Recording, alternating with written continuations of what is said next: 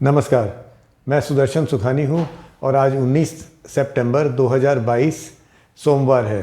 आज फिर नए ट्रेडिंग सप्ताह की शुरुआत हुई है।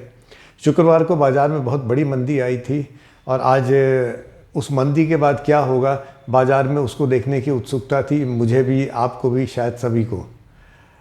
इसके पहले एक ज़रूरी सूचना, this video has an English section also, so you can see the flash under in your screen which tells you the point from which the English section starts. So if you want to hear English, you can skip to that point and I'll first speak only in Hindi and then only in English. इस video में अंग्रेजी भी है। अभी हिंदी में बात करके नीचे स्क्रीन पर वो दिखाई पड़ रहा है कि अंग्रेजी का और सेक्शन कहाँ से शुरू होता है। आप जो सुनना चाहें सुन सकते हैं।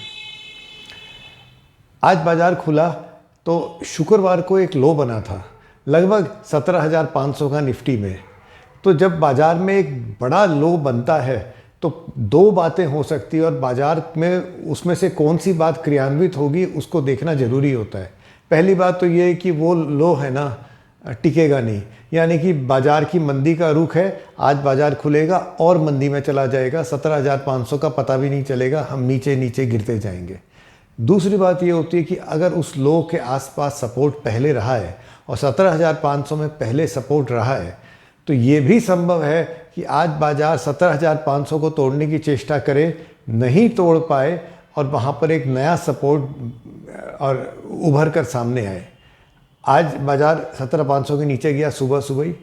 और ये क्या होता है कि जो बड़े ट्रेडर्स हैं, जो समझ लीजिए लॉन्ग करना चाहते हैं, जो ख़रीदना चाहते हैं, उनकी भी समझ में नहीं आता है ना कि बाज़ार का रुख क्या है। वो ख़रीदना शुरू करे और बाज़ार 100-200 पॉइंट चला जाए तो उनके तो बड़ा नुकसान लग जाएगा।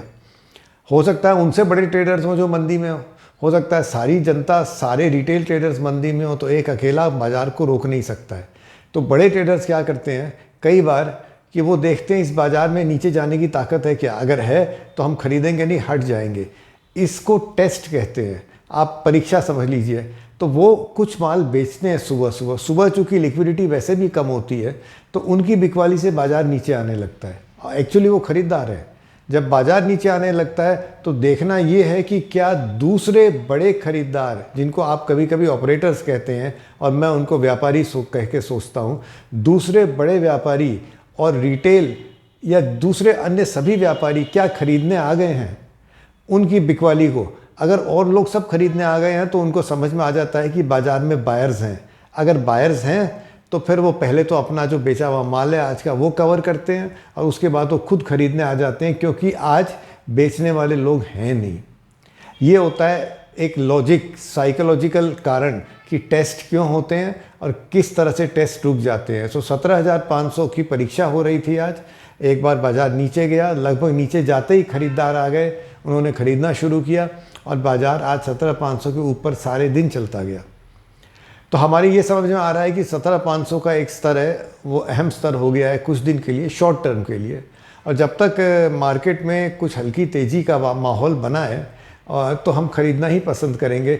बाज़ार का ट्रेंड अभी बदला नहीं है, हम साइडवेज हैं या डाउन है पता नहीं, अब तो नहीं है, हम ऊपर की तरफ तो नहीं है।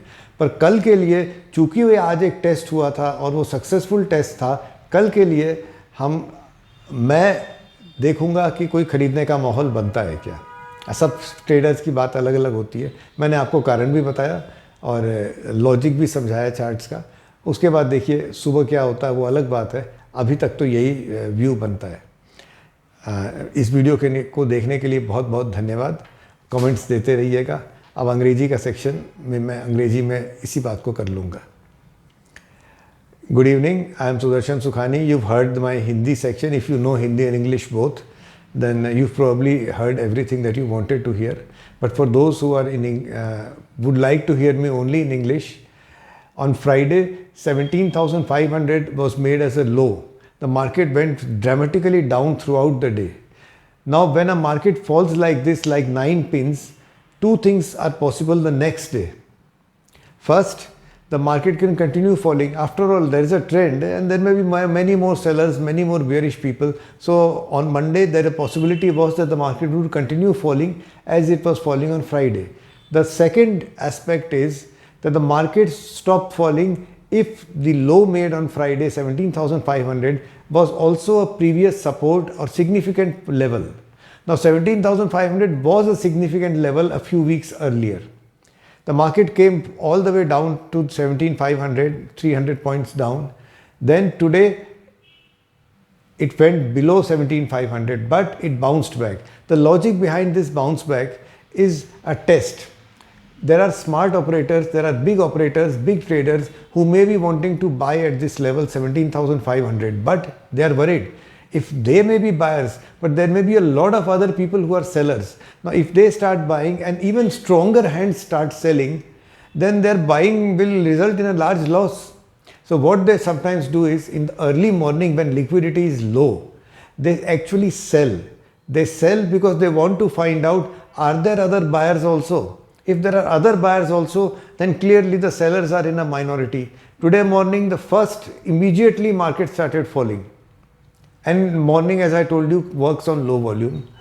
So when the market started falling, other people, whoever they were, started buying. So clearly there were buyers at 17,500 and the market bounced back almost immediately.